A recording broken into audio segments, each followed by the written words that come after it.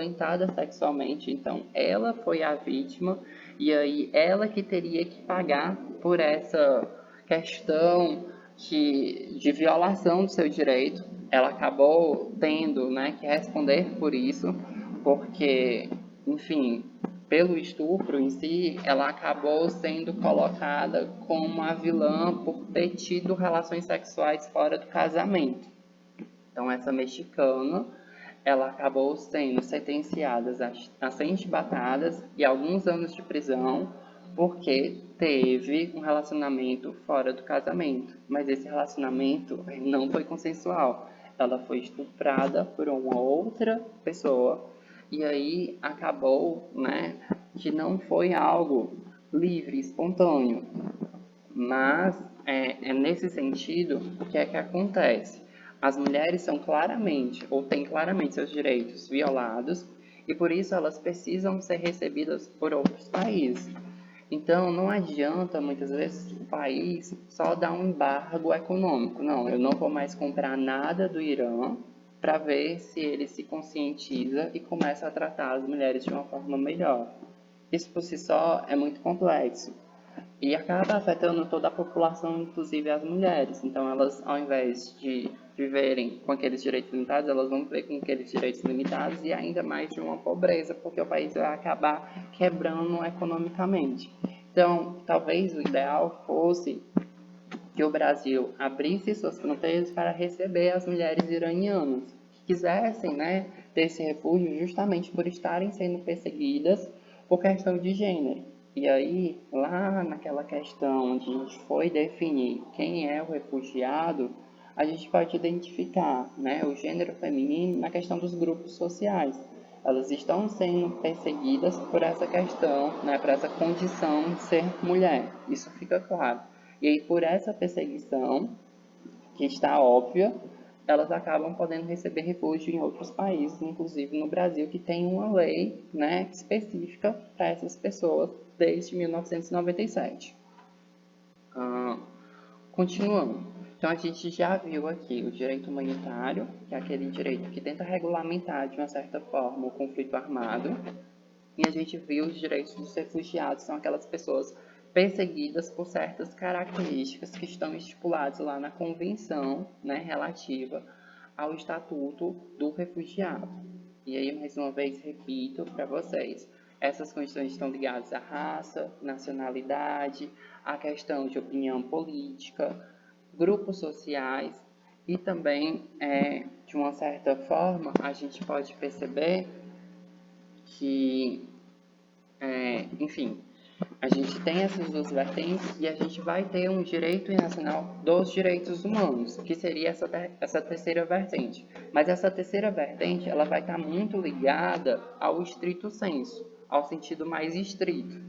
E aí, lembrando, a gente tem uma internacionalização dos direitos humanos lato sensu, que abrange essas três vertentes, e agora a gente vai, né, focar nessa questão mais específica, que está muito ligada à proteção, né, que a gente já viu, que é essa concepção atual da pessoa, né, e de sua dignidade. Então, tenta proteger aqui, né, a dignidade da pessoa humana, direitos mínimos, básicos, para aquela pessoa viver com dignidade.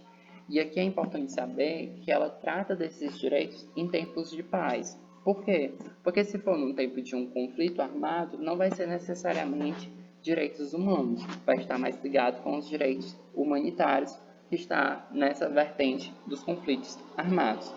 E aí, né, esses direitos internacionais, né, dos direitos humanos, né, no sentido mais estrito, ele vai, né, começar a ser construído a partir da Declaração Universal dos Direitos Humanos, que foi criada lá na ONU, que a gente já sabe que tem aqueles 30 artigos que você consegue ligar com as várias dimensões de direitos, e que essa declaração e esses direitos internacionais dos direitos humanos, eles realmente rechaçam a guerra, enquanto o direito humanitário tenta regular a guerra, né, não necessariamente é contrário à guerra, mas tenta tornar aquela guerra menos brutal, né, mais humana. Aqui, né, nesse direito internacional dos direitos humanos, a gente tem de fato uma tentativa de evitar ao máximo que exista um conflito armado. Então, aqui você já está tentando garantir a paz.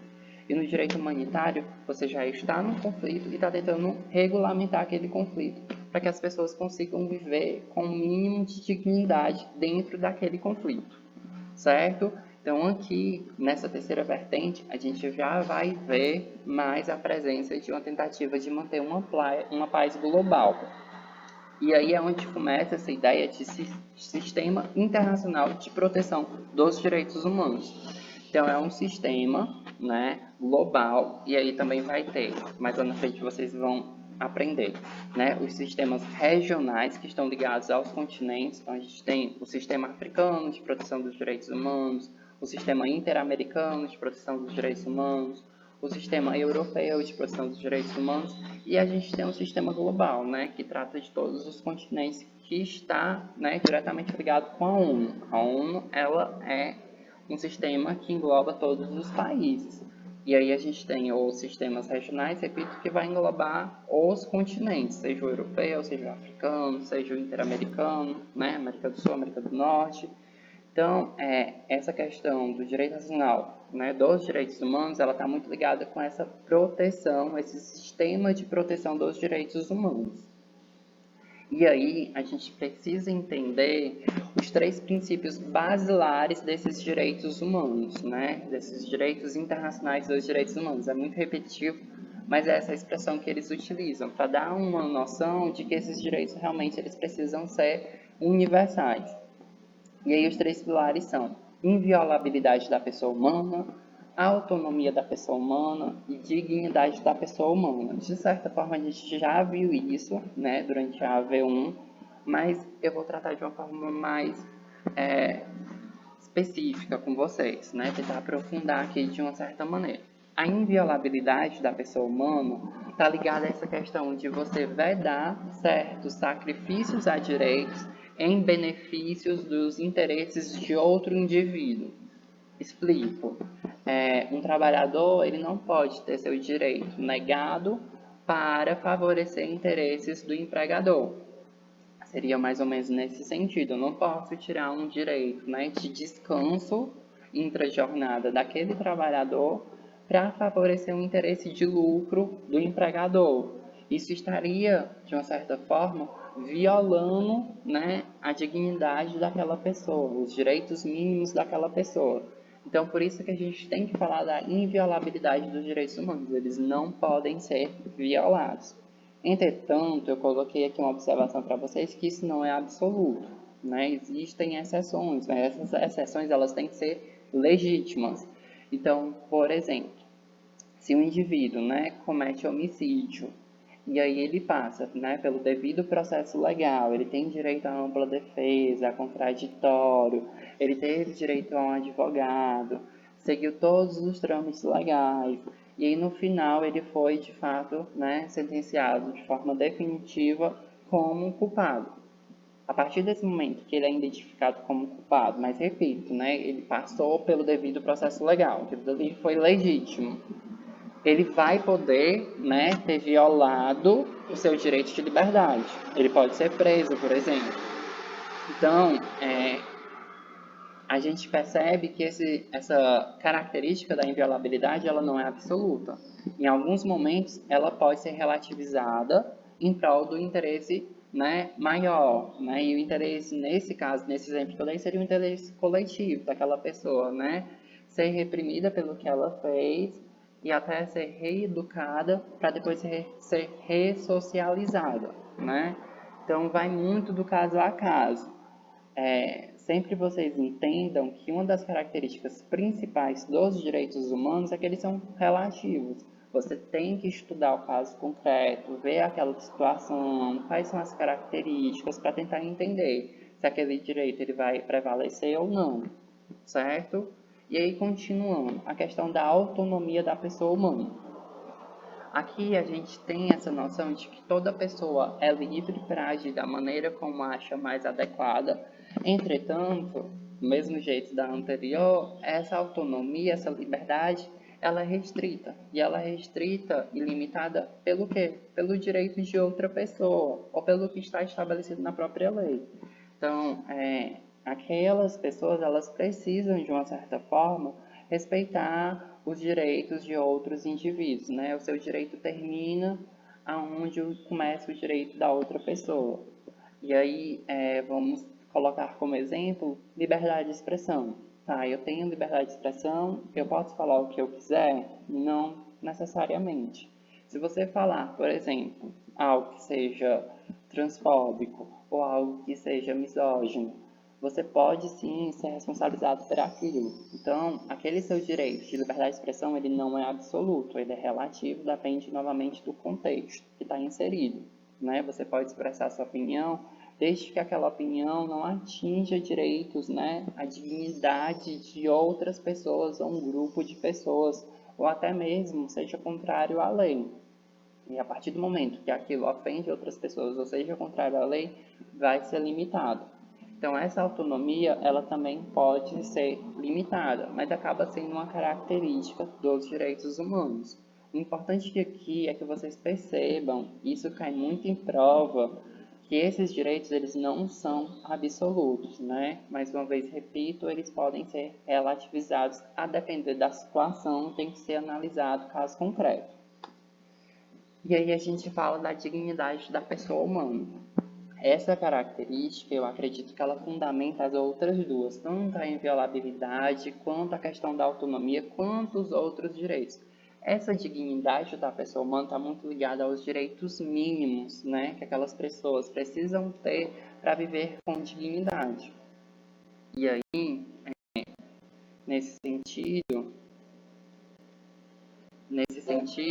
para essas pessoas viverem com o mínimo de dignidade, elas precisam ter acesso a essas garantias, né, mínimas. Seria um mínimo existencial. E o que é esse mínimo existencial? É aquilo que todo indivíduo precisa para viver, novamente, repito, com dignidade. Então, esses direitos, eles precisam ser protegidos e eles precisam ser, né, oferecidos para toda e qualquer pessoa. Não adianta ligar certos direitos a, por exemplo, questões patrimoniais. Ah, esse indivíduo ele tem uma vida econômica melhor, então ele vai ter mais direitos que os outros. Não, não é essa a ideia. É uma pessoa humana, tem os mesmos direitos que as outras e precisa ser tratada conforme qualquer uma das outras pessoas. Então, essa questão da dignidade da pessoa humana é realmente oferecer direitos mínimos para todo e qualquer indivíduo e eles precisam ser protegidos, né, de todas as formas. Pessoal, antes da gente terminar, né, e começar as questões, eu gostaria de saber se vocês conseguiram entender. Deu para entender? Ficou muito confuso porque eu me sinto numa palestra e eu não sei nem se vocês estão entendendo de fato o que eu estou falando. Tá dando para acompanhar, pessoal? Certo, deu, né? Tá, sim. Ótimo, obrigado, gente. Então, antes de eu começar as questões, que eu separei aqui umas 6 questões para a gente fazer, eu vou recapitular com vocês, né, de uma forma bem rápida, né, todo esse panorama, para ver se vocês, né, conseguem fixar melhor o conteúdo, e a gente vai para as questões. Eu dou um tempinho para vocês tentarem responder e até para eu sentir se vocês realmente entenderam. Então, o que foi que a gente viu, né, desde o começo, né? A gente viu aquela construção cronológica dos direitos humanos. A gente pode dizer que começou com o direito natural, que é aquele mais fator ético, político, metafísico, subjetivo, que não está colocado no papel. Depois passa para um direito fundamental, que está ligado às constituições de cada estado, e aí fica mais num território de um estado, de um país, e está muito ligado às suas constituições. Isso começa lá naquelas revoluções burguesas, principalmente, né, França e Estados Unidos, com aquelas declarações de direitos, e depois vão se tornar constituições. E aí a gente tem a Segunda Guerra Mundial, né? E aí, a partir da Segunda Guerra Mundial, a gente entra nessa ideia de internacionalização dos direitos humanos. E aí, né, a gente percebe que a partir da Declaração Universal dos Direitos Humanos, a gente tem uma concepção de que a dignidade da pessoa humana, ela precisa ser protegida, garantida, independente de qualquer circunstância. Mas antes mesmo, né, da Segunda Guerra Mundial, a gente já percebe que haviam, né, esses processos, essas tentativas de tentar internacionalizar os direitos humanos. E aí, quais foram os marcos teóricos, né, desse processo de internacionalização dos direitos humanos? A gente teve o direito humanitário, né, que é aquele direito que tenta regulamentar o conflito armado, seja um conflito interno dentro do país, seja externo entre países ou misto envolvendo países e a população de um país específico. A gente vai ter, né, a Liga das Nações, e aí essa Liga das Nações, né, ela vai após a Primeira Guerra Mundial, numa tentativa de evitar uma outra guerra, tentar assegurar a paz, né, a paz global e trazer uma segurança. E a gente percebe que ela falhou nesse sentido. A gente vai ter uma Segunda Guerra Mundial e a partir da Segunda Guerra Mundial a gente vai ter a criação da ONU. Mas a gente também tem uma terceira vertente nesse processo de internacionalização dos direitos humanos, que seria a OIT, né, a Organização Internacional do Trabalho. E aí ela já está mais ligada com aquele estado de bem-estar social, aos direitos de segunda dimensão, aquela tentativa de trazer uma justiça social, garantir aos trabalhadores um mínimo existencial, direitos mínimos, né, que ele consiga viver com dignidade. Então, essas seriam as três principais, né, vertentes nesse processo de internacionalização dos direitos humanos.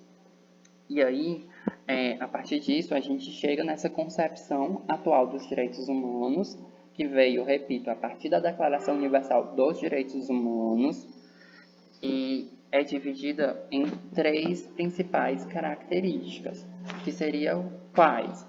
Né? A questão da autonomia da pessoa humana, a questão da inviolabilidade da pessoa humana e principalmente a questão da dignidade da pessoa humana. Inviolabilidade ligada à questão da pessoa não ter sacrificado seus direitos, né, em prol do interesse de outras pessoas. A autonomia ligada à liberdade daquela pessoa, né, de fazer aquilo que ela quer fazer, ter uma liberdade de escolha. Mas tanto a liberdade quanto a inviolabilidade, elas são relativas, né? Elas precisam ser mensuradas. A pessoa não pode fazer o que ela quer, né? E ferir direitos de outras pessoas. E também não pode acontecer dessa inviolabilidade ser absoluta, porque às vezes acontece de uma forma legítima, certos direitos das pessoas elas precisam ser violados, como exemplo que eu falei da questão da pessoa que precisa ter sua liberdade, né, restringida para trazer, né, um benefício para o interesse coletivo da sociedade. E por fim, a gente tem essa dignidade da pessoa humana, que seriam direitos básicos, mínimos, que precisam ser protegidos, né, que precisam ser respeitados para que aquela pessoa possa viver com dignidade. E aí a gente finaliza essa etapa de hoje. E eu vou começar, né, as questões, vou dar um tempinho para vocês responderem. E aí tem um vídeo, o vídeo realmente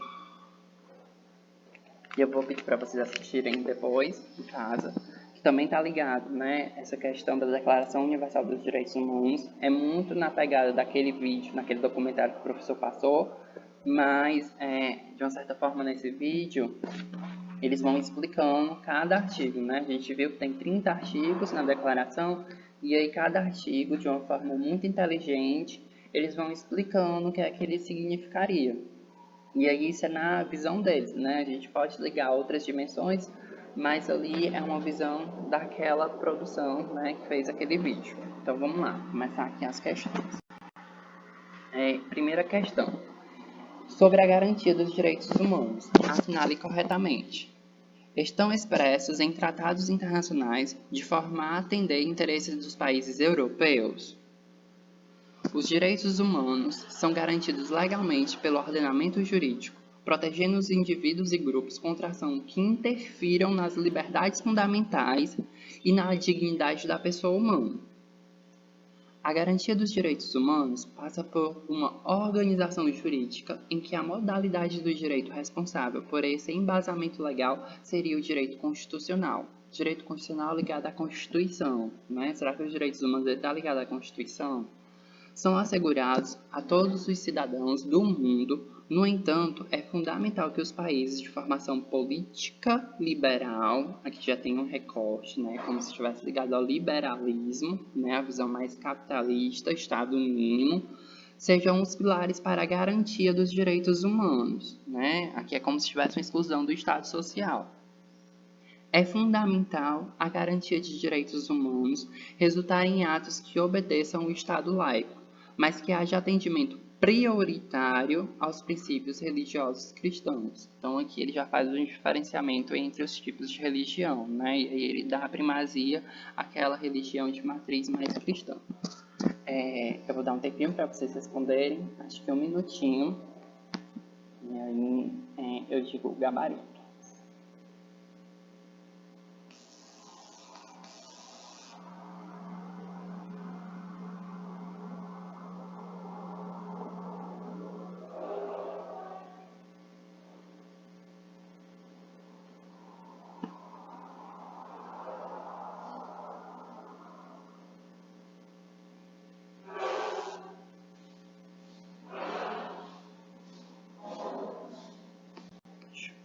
Já respondeu. Isso mesmo, letra B, Cristina, certíssimo.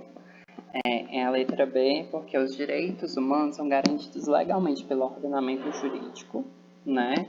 Eles têm, e aí o ordenamento jurídico não necessariamente é uma constituição, pode ser um tratado, né? O ordenamento jurídico é um conjunto de normas, protegendo os indivíduos e grupos contra ações que interferem nas liberdades fundamentais, né? E aí que a gente viu a questão da inviolabilidade, e na dignidade da pessoa humana, que eu até falei para vocês que a dignidade seria um fundamento dos outros, né, das outras características. Ela vai fundamentar realmente toda essa questão, estruturar toda a questão dos direitos humanos. Então, perfeito, Cristina, está certíssima. Letra B. Questão 2. Em ação social assistencial de rotina, a equipe encontra Jean, que vive em situação de rua, e esclarece ser estrangeiro que entrou ilegalmente no Brasil, deixando seu país onde se diz perseguido por pertencer a grupo político de oposição ao governo. Né? A gente conversou sobre isso, né? A Cristina perguntou. Jean, nesse caso, segundo a normativa nacional e internacional vigente, ficará sob a custódia da Polícia Federal até que seja comprovada a veracidade de suas alegações, ou seja, a pessoa ela vai ser submetida a interrogatórios para ver se ela realmente é refugiada antes de tentar se garantir direitos mínimos, básicos, tentar, né, garantir uma dignidade para aquela pessoa. Pode ter reconhecido a sua condição de refugiado? Será que ele se enquadra naquilo que a gente conversou, né, enquanto refugiado? O que é o refugiado? O que é a pessoa refugiada? Será que ele se enquadra nisso? Deve ser deportado para seu país de origem sem ter direito ao acesso, né, a serviços públicos locais de saúde nem assistência social, ou seja, ele vai ser simplesmente mandado para o país que ele está sendo perseguido, sem ser ouvido, sem ter qualquer tipo de interesse, né, naquilo que poderia ser garantido para ele enquanto pessoa. Letra D. Por sua condição de estrangeiro irregular, né, porque ele mesmo alegou que estava irregularmente no Brasil, não poderá ser encaminhado para um serviço de acolhimento. Só por ele ser irregular, ele vai ser tratado de uma forma desumana, cruel.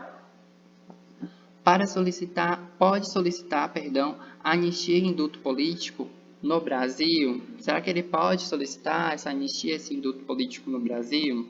O que é que vocês acham? Qual seria a opção? Perfeito, perfeito, gente. Laura, Vanessa, muito bem. Isso mesmo, seria a letra B. Sobre a letra E, que conversa muito com o que eu e a Cristina estávamos, né, debatendo aqui, essa questão da anistia, desse indulto, está muito ligado não a uma perseguição, né, de um grupo, mas de um indivíduo. E aqui a gente percebe que o Jean, ele não está sendo, ele, indivíduo, perseguido sozinho. Ele diz que existe, né, um grupo político de oposição ao governo, esse grupo está sendo perseguido.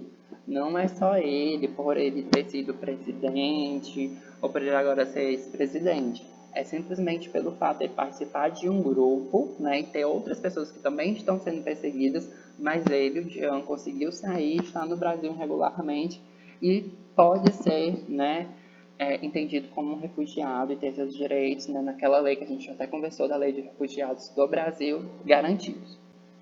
Então, terceira questão. O Tratado de Versalhes, a gente até já viu, né, falou sobre ele, que está muito ligado, né, à questão da OIT, a questão também da Liga das Nações, né, é um documento que consolida os termos de paz na Primeira Guerra Mundial e que trouxe contribuições para o processo de internacionalização dos direitos humanos no século XX. A gente conversou muito sobre isso, né? Esses primeiros marcos da internacionalização dos direitos humanos. Entre essas contribuições está quais foram as contribuições que esse Tratado de Versalhes teve, né, após a Primeira Guerra Mundial. A criação da Organização Internacional do Trabalho, responsável por estabelecer critérios básicos de proteção ao trabalhador, regulando sua condição no plano internacional, tendo em vista assegurar padrões mais condizentes de dignidade e de bem-estar social. A criação de obrigação aos Estados-membros de instituírem, ações para a redução da miséria e desigualdade social, como forma de evitar a eclosão de movimentos revolucionários, como no caso russo em 1918. Então, aqui era como se o Estado ele tivesse que fazer exatamente aquilo que está lá no tratado, né, que está naquela organização. A organização ela está acima da soberania daquele Estado. Será que isso pode acontecer? A criação dos primeiros dispositivos do direito internacional humanitário, né, humanitário, e a gente tem que lembrar, né, o que é humanitário está ligado, certo? E aí, para a limitação à soberania estatal diante de conflitos armados, disciplinando um incipiente direito de guerra. Né? Será que essa questão do Tratado de Versalhes após a Primeira Guerra Mundial está ligada a esse direito humanitário? Foi isso que ele trouxe? Essa criação de primeiros dispositivos que limitam a soberania? Será que o direito humanitário ele, de fato limita essa soberania dos países? A instituição de cláusulas de proteção às pessoas refugiadas em razão de experiências vivenciadas com a migração resultante de dispositivos imperialistas no território africano. Foi isso que o Tratado de Versalhes tratou? O que é que vocês acham? Qual seria a alternativa aqui?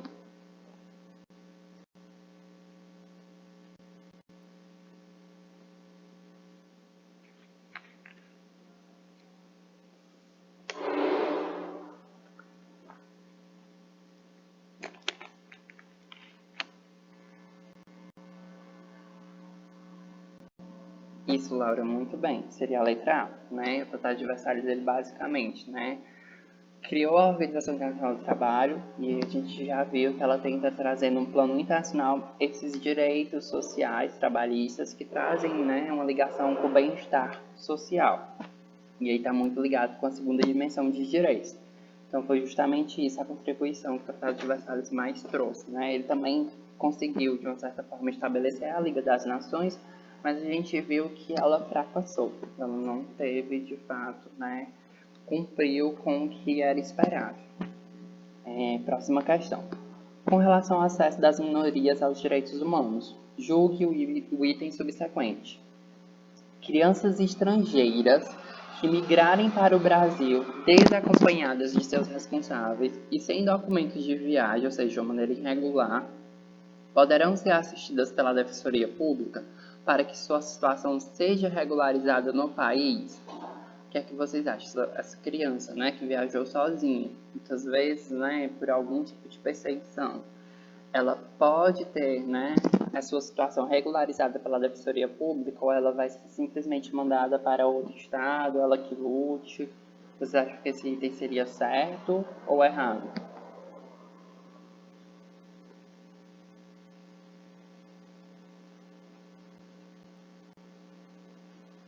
Isso mesmo, perfeito, é certo.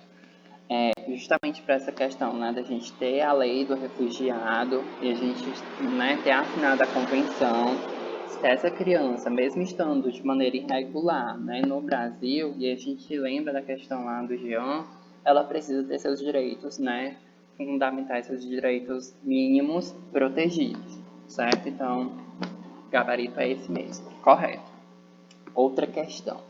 Com relação ao acesso das minorias aos direitos humanos, julgue o item subsequente, e na mesma linha da questão anterior. Indígenas latino-americanos que migrem para o Brasil em razão de graves violações de direitos humanos em seu país de origem não podem ser considerados refugiados, nos termos dos tratados internacionais e da legislação nacional, no caso do Brasil, que regula o tema. O que é que vocês acham, né? Esses indígenas latino-americanos, eles estão com seus direitos gravemente violados, seus direitos humanos, e aqui está dizendo que eles não vão ser considerados como refugiados, tá certo? Está errado?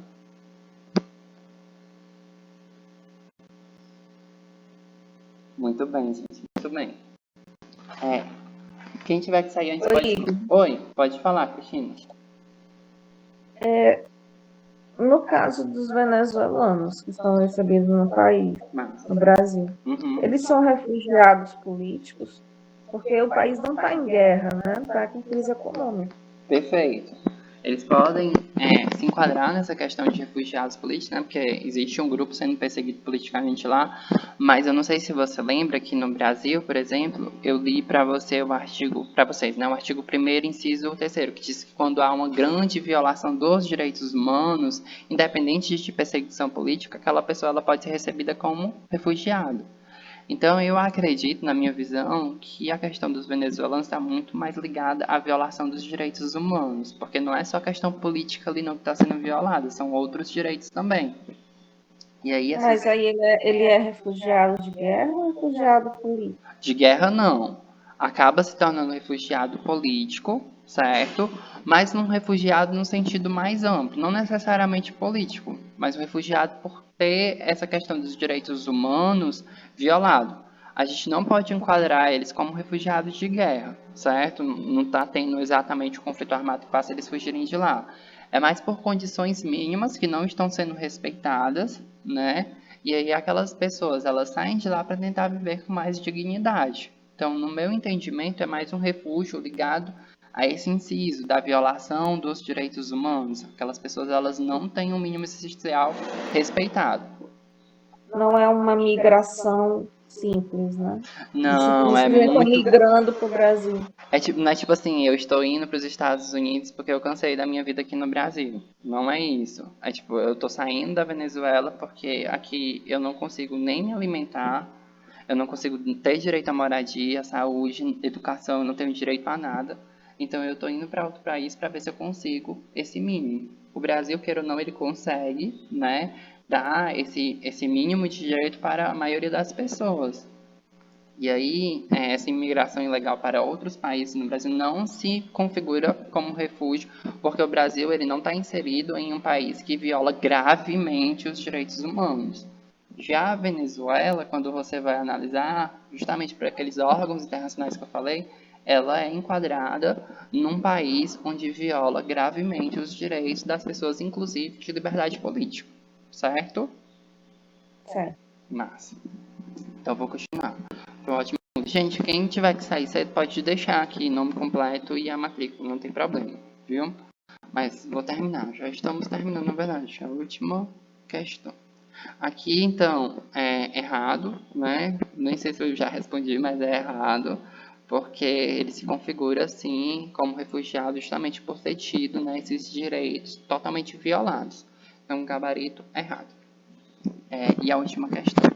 Em relação à proteção internacional dos direitos humanos, né, que a gente viu por último, o direito internacional humanitário restringe-se à proteção das populações civis na hipótese de conflito armado, excluindo-se os militares postos fora de combate. Então, aqui é como se só protegesse a população civil do conflito, os militares que lutam. Eles não têm, né, nenhuma garantia nos direitos humanitários. Será que é isso mesmo?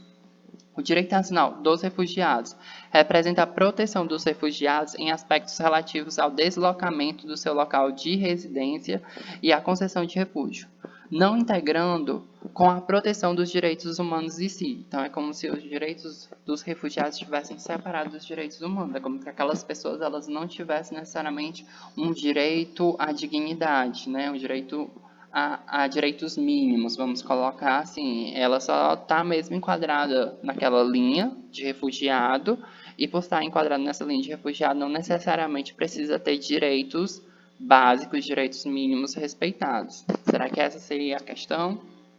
O direito internacional humanitário é menos abrangente que o direito internacional dos direitos humanos, tendo precedido historicamente esse último. Gente, que é importante que vocês lembrem, né, aquilo que eu falei, né? O direito humanitário, ele vem lá daquela primeira vertente, aquela primeira tentativa de internacionalizar o direito, né? E aí, de uma certa forma, talvez até dando uma resposta, a gente sabe que esses direitos, eles vêm, os direitos humanitários, antes daquela concepção final de direitos humanos que está muito ligada à dignidade da pessoa humana, certo? Então, ele é menos abrangente, sim, do que o direito internacional dos direitos humanos, porque ele está voltado para a questão do conflito armado, enquanto os direitos humanos internacionais ele está mais amplo, é para toda a humanidade, independente de estar em conflito, naquele tempo de paz, certo? O direito internacional dos direitos humanos não incide na hipótese de conflitos armados internacionais e internos. Não necessariamente. Ele incide sim. A gente viu que existem tratados, né, de direitos humanitários, que são aqueles de conflitos de guerras, e esses tratados eles tentam trazer uma garantia desses direitos humanos internacionais. Então é como se um estivesse dentro do outro. Como eu falei, né, o prisioneiro ele vai ter que ter direito a uma higiene básica, a uma alimentação, sua liberdade religiosa. Isso tudo são direitos humanos. Então, não necessariamente os direitos humanos vão deixar de incidir nos conflitos armados. Eles continuam lá, né? Eles estão meio que interligados, mas cada questão é separadinha. Um vai cuidar do conflito em si e o outro vai cuidar da dignidade da pessoa humana. O direito internacional dos direitos humanos consolidou-se novamente logo após a Primeira Guerra Mundial, com a relativização da soberania dos Estados nacionais e a atribuição ao indivíduo da condição de sujeito de direito no plano internacional, certo? Então, aqui não foi após a Primeira Guerra Mundial que ele se consolidou, né? A gente conversou bastante, foi após a Segunda Guerra.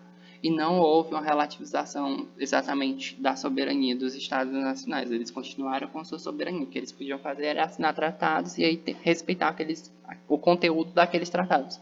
Mas mesmo assim, esses estados eles ainda podem desassinar o tratado. O que seria desassinar o tratado? É sair, né, daquilo que ele, né, tinha se comprometido a fazer e aí dizer, não vou fazer mais isso daqui. Então, a soberania do Estado acaba sendo, né, privilegiada. Então, de fato, aqui seria a letra, né, letra C, que diz que o direito humanitário é menos abrangente que o direito internacional, e tendo ele precedido, historicamente, o direito internacional dos direitos humanos. Aqui é o gabarito, certo? Para quem, né, for eventualmente estudar depois. E aqui está o vídeo que eu falei para vocês, muito interessante, né? Que vai passando uns 30 artigos. Eu sugiro que vocês deem uma olhadinha. É muito, muito, muito legal.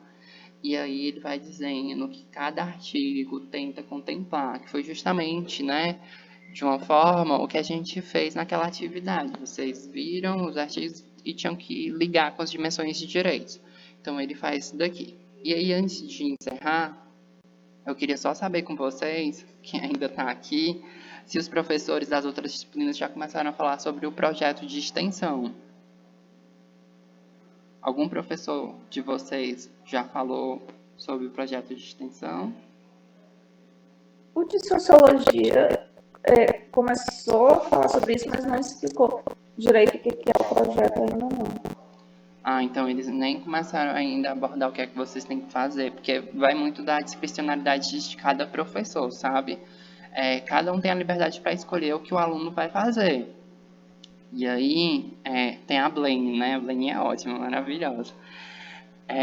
Ela vai pedir para vocês fazerem alguma coisa. O que eu posso já, né, começar a dar de dicas para vocês é que tentem já formar os grupos. E aí procurem pessoas que se identifiquem com vocês nesse interesse, né, acadêmico, para não ter aquela situação chata de um ficar se escorando no outro e aí acabar sobrecarregando aquele aluno que já está fazendo trabalho e acaba fazendo sozinho. Então tentem avaliar isso direitinho, certo? Caso o aluno não esteja cumprindo com a parte dele, vocês achavam, não, ele vai ajudar e acabou não ajudando. Conversem com o professor, vejam, já tem grupos formados na massa, ótimo. E aí, então, né, já começa a interagir, coloquem prazos, olha, fulano, eu preciso que você entregue isso daqui até tal dia. Ótimo, dá certo para você? Porque se vocês não cumprirem os prazos, ou os outros integrantes não cumprirem os prazos, vai acabar prejudicando toda a equipe. E aí, esse projeto, de extensão, ele é para a AV3. E a AV3 ela tem peso duplo, né? Ela pesa 2 vezes. Então, é muito importante para vocês que seja um projeto bem feito. E aí eu não sei exatamente se vai acontecer, mas geralmente há uma amostra dos trabalhos, muitas pessoas vão ver esses trabalhos e aí tem uma repercussão muito interessante, principalmente naqueles trabalhos que são bem feitos. Então, tentem se juntar e aí já tem grupos formados, então já tentem se programar direitinho. Se precisarem de alguma coisa, alguma dica e eu puder ajudar, podem falar comigo no privado, não tem problema, eu tento ajudar vocês. E aí, não deixem para o final, meu povo, não deixem para o final, porque vão ter provas de outras disciplinas, vai estar tudo, né, acumulado e vocês não vão conseguir dar conta. Então, é melhor vocês já começarem agora, já vão se reunindo com os grupos. Se os professores ainda não falaram como é que vai ser, né, esse projeto, eu recomendo que vocês já falem com os professores, peçam para eles explicar, porque senão vai ficar algo muito puxado para vocês. Porque assim como eles têm prazo, vocês também vão ter prazo para entregar. Então, é importante que eles já digam para vocês o que é que vocês têm que fazer, tá certo? Então, era isso. Quem já colocou o nome matrícula pode sair. E aí, boa aula para quem for da noite, para quem não for, bom descanso. E até mais, espero que vocês tenham gostado.